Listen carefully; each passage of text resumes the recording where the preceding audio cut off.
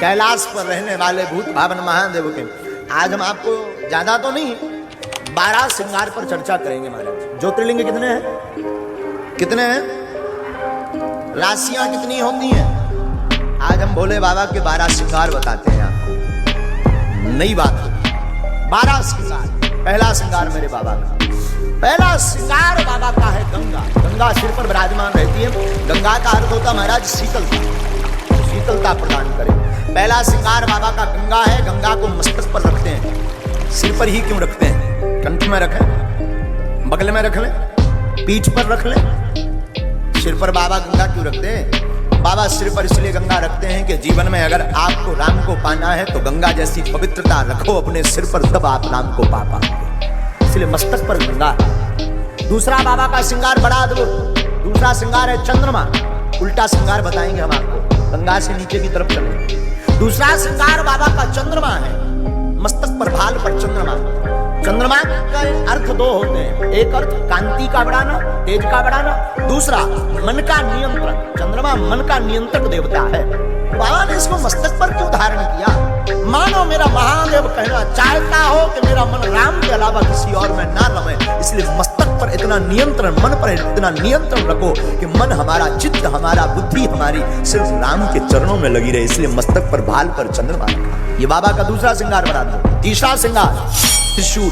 तो बाबा तीसरा श्रृंगार त्रिशूल का करते हैं। ये आपके श्रृंगार में से ही एक ये है।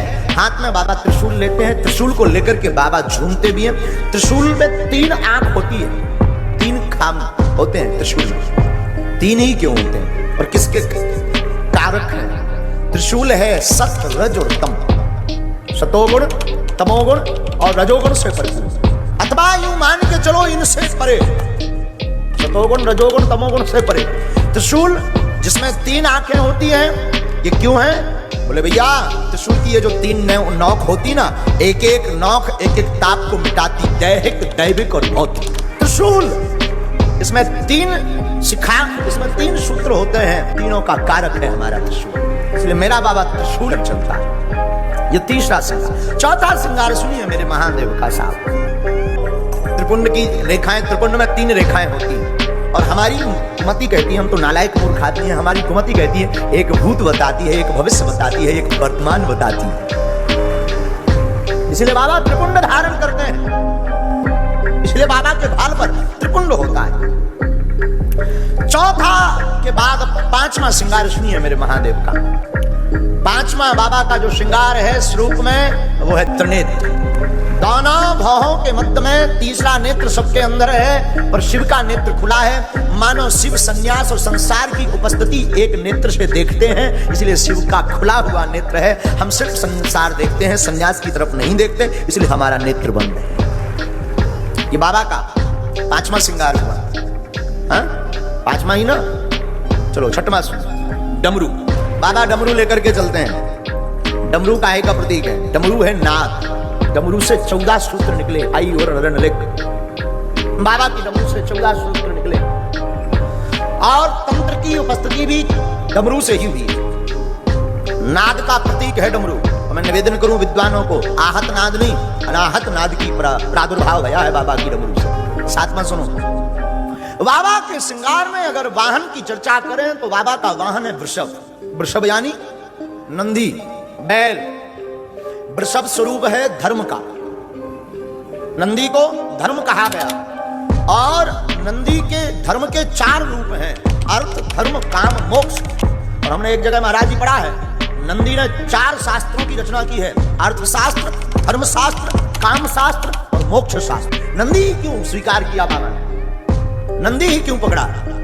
साधु मेरा विश्वनाथ अगर बैठता भी है तो धर्म पर बैठता है। मानो मेरा बाबा कहना चाहता हो, जहां धर्म नहीं है वहां मेरा आसन नहीं है, जहां धर्म है वहां ये शंकर बैठा। 8वां सुनो। जटाएं। जटाएं हैं वायुमंडल। जटाएं हैं विचारों की एकता। जटा का एक अर्थ हमारे पूज्यपाद गुरुदेव कहा करते थे, साधु जिसने अपनी जटाएं एकत्रित कर ली, जिसने अपने केसों को बांध लिया, जिसने अपने विचारों को बांध लिया, वो शंकर बन गया। विचारों को बांधना आज के संसार में बहुत मुश्किल है। आप अपने जीवन काल में बहुत कुछ बांध सकते हैं, जल का बांध सकते हैं, एक घड़ी कोई बहुत घृणा होने पर काम का बांध सकते हैं, पर विचारों को बांधना बहुत मुश्किल है। लेकिन अगर विचारों को बांधने की आपके मन में जिज्ञासा जगे तो शिव का चरित्र पढ़ना, शंकर की उपासना करना। शंकर जीते भी हैं तो जटाओं को बांध कर जीते हैं। क्यों? क्योंकि जटाएं विचारों का बांधना है, विचारों को बांध करके ही राम को पाया जा सकता है। मानो यही शिव कहना चाहते हैं। ये 8वां श्रृंगार, 8 हुआ ना, बोलो ना, हाँ? 9वां सुनो। हमारे बाबा का 9वां श्रृंगार बहुत अद्भुत है, वो रुद्राक्ष है। बाबा के कंठ में आपको रुद्राक्ष देखने को मिलेगा। शिव के भक्त प्रायः रुद्राक्ष की माला पहने मिलेंगे, रुद्राक्ष की चर्चा करते मिलेंगे। पता है आपको रुद्राक्ष की उत्पत्ति कहां से हुई? आंख के आंसुओं से, एंड शिव के आंसुओं से अश्रुधारा जो बही ना, उससे रुद्राक्ष की उत्पत्ति हुई। फिर इसको बाबा अपना श्रृंगार क्यों बनाए हैं? क्योंकि जो आंसू निकले थे वो काम वासना के लिए नहीं, राम उपासना के लिए आंसू निकले थे, इसलिए उसको ही श्रृंगार बनाया। वासना के लिए, संसार के लिए, पत्नी के लिए, पुत्र के लिए बहुत बड़ी उपलब्धि प्राप्त करने के चक्कर में आंसू गिरे तो वो साफ खारे होते हैं। पर राम उपासना में आंखें भरे, मोहब्बत में, प्रेम में राम को पाने के लिए आंखें भरे तो वो आंसू साहब आभूषण होते हैं, उनको पहन लेना चाहिए। बाबा का 9वां श्रृंगार। 10वां श्रृंगार सुनो।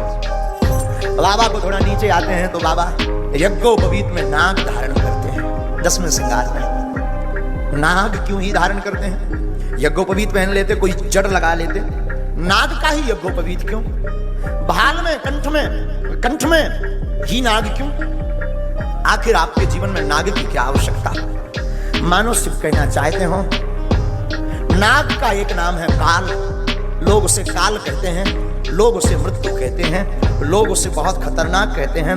मानो शंकर कहना चाहते हो कि राम की उपासना में जब आप जीने लगेंगे, काल आपके गले में बंध जाएगा, काल काट नहीं पाएगा, काल आपका आभूषण हो जाएगा। जो नाग को भूषण बना ले, जो काल को आभूषण बना ले, उसी का नाम महाकाल होता है। अकाल मृत्यु वो मरे जो काम करे चंडाल का, काल भी उसका क्या करे जो भक्त हो। बाबा का 11वां श्रृंगार सुनना। 11वां श्रृंगार बड़ा अद्भुत है। 11वां श्रृंगार है भस्म। पूरे शरीर में लपेटते हैं भस्मी। भस्मी ही क्यों धारण करते हैं बाबा? क्या कारण है? भस्मी के पीछे 2 रहस्य हैं। एक तो मोह से मुक्ति का बोध कराती है भस्मी, संसार से मोह नष्ट होता, मुक्ति की यात्रा प्रारंभ होती, इसकी बोधक है भस्म। दूसरा हमने सुना, एक बार मुर्दा जा रहा था, मुर्दे के पीछे जाने वाले लोग प्रायः सनातनी लोग राम नाम सत्य है बोलते थे, बोलते हैं, बोलते भी हैं। सब चिल्ला रहे थे राम नाम सत्य है, राम नाम सत्य है, राम नाम सत्य है। शंकर जी को लगा कि हमारी पार्टी के आदमी है। शंकर जी भी पीछे से हो लिए और शंकर जी भी बोलने लगे राम नाम। लेकिन फिर क्या, स्मशान घाट तक वो मुर्दा पहुंचा। स्मशान घाट पर वो लोग पहुंचे मुर्दे को लेकर के। शमशान घाट पर मुर्दा रखा नहीं, आग छुपी नहीं कि राम नाम सत्य गायब हो गया। लोग अब अपनी अपनी बातें करने लगे। दूसरा पूछने लगा क्यों, तुझे कब पता लगा, ये कब मरा? दूसरा बोलने लगा क्या बताऊं, मैं तो जा रहा था मार्केट, तब तक मेरी घरवाई मुन्नी बाई ने बताया कि फलाने चले गए। अब बताओ आज तो मार्केट भी बंद हो जाएगा, सब्जी नहीं पहुंचेगी, घर को आफत हो जाएगी। दूसरे ने तो हद कर दी। दूसरा बोला वाह तू मार्केट की बात कर रहा, मैं तो बिल भरने जा रहा था लाइट का। तब तक पता लगा कि पप्पू के पापा टबक लिए। जब हमने सुना कि पप्पू के पापा टबक गए, हमने सोचा चलो चला जाए, लकड़ी में जाया जाए। अब चिंता तो यह है कि अगली बार जो प्लांटी लगेगी इसका बाप देने आएगा क्या। तीसरे ने तो और हद कर दी, तुम्हें कैसे पता लगा? बोले मजदूर लगे थे, काम चल रहा था। तब तक किसी ने कहा पप्पू का पापा टबक लिया। फिर क्या, मिस्त्री वहां खड़ा है, हम यहाँ लकड़ी लिए खड़े हैं। टेंशन तो यह हो रही है कि मिस्त्री की पूरी वेतन बेफिजूली में जाएगी। शंकर जी की आंखों में आंसू आ गए कि बाहरी जमाने कुछ देर पहले कह रहे थे राम नाम सत्य है, अब कोई लुगाई की बात कर रहा, तो कोई बिजली की बात कर रहा, तो कोई दुकान की बात कर रहा। अरे ये तो सब मूर्ख हैं, झूठा अभिनय करते हैं। तब तक मुर्दा जल चुका था।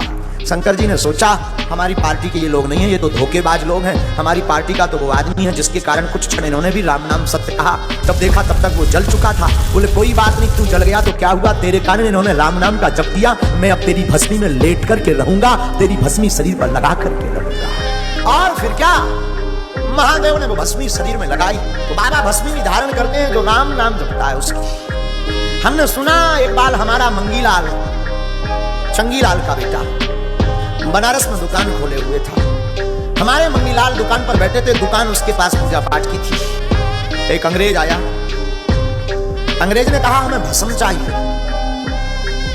मंगीलाल तो मंगीलाल, दरअसल वो चंगीलाल का बेटा, चेला भी हमारा। मंगीलाल ने भस्म की पुड़िया, जो भस्म होती है वो पुड़िया निकाली दी। अंग्रेज ने कहा हाउ मच, कितने रुपए की? मंगीलाल भी अंग्रेजी पढ़ा हुआ था, उसने कहा ओनली 20 रुपीज, मात्र 20 रुपए। खरीद ली अंग्रेज ने। 1.5 घंटे तक अंग्रेज देखता रहा, ऊपर नीचे पीछे। मंगीलाल ने बहुत देर बाद पूछा कि आप देख क्या रहे हो? उसने कहा इसमें एक्सपायरी डेट नहीं लिखी। मंगीलाल ने कहा पागल, ये एक्सपायर लोगों से ही बनती है, इसमें कोई एक्सपायरी डेट नहीं है। अंग्रेज चौंक गया, बोले इसमें एक्सपायरी डेट नहीं लिखी। मंगीलाल चिल्लाकर बोला पागल, ये एक्सपायर लोगों से ही बनती है, इसकी कोई एक्सपायरी डेट नहीं है, उल्टी ये एक्सपायरी होने वाले लोगों की डेट बढ़ा देती है बस। ये 2 कारण हैं भस्म लगाने के शंकर जी के। तो बाबा का 11वां श्रृंगार है भस्म। बस 12वां सुनो, अंतिम। मेरा विश्वनाथ 12वां आभूषण धारण करता है व्याघ्र चर्म का। एक जगह हमने सुना हस्त चर्म और व्याघ्र चर्म। हस्त चर्म का मतलब हाथी की चर्म, व्याघ्र चर्म का मतलब सिंह की चर्म। उस पर विश्वनाथ हमारे बैठते हैं, उस पर हमारे भोले बैठते हैं, उस पर हमारे महादेव बैठते हैं। आखिर इन दोनों चर्म पर ही क्यों बैठते हैं? हाथी अभिमान का प्रतीक है, हाथी मतवाला होता है, हाथी में अभिमान बहुत होता है, सिंह में हिंसा बहुत होती है। अभिमान और हिंसा को जो दबा करके बैठा रहता है उसी का नाम तो शिव है, उसी का नाम शंकर है। हमारे भोले बाबा के ये 12 श्रृंगार, जो 12 श्रृंगार रोज अपने शंकर का करता है, उसकी 12 राशियों में कोई भी राशि हो, वो राशि कभी अमंगल नहीं करती। हमारे बाबा के इन 12 श्रृंगारों को जो प्रतिदिन दर्शन करता है, वो 12 महीनों में से किसी भी महीना दुखी नहीं रहते हैं। हमारे बाबा के इन 12 श्रृंगारों को जो प्रतिदिन दर्शन करता है या विश्वनाथ को लगाता है या करता है, हमारी बुद्धि कहती है उसको बार बार जन्म नहीं लेना पड़ता, उसकी जिंदगी में कभी 12 नहीं बजते, उसकी जिंदगी हमेशा मुस्कुराती रहती है, क्योंकि शिव तो प्रसन्न है।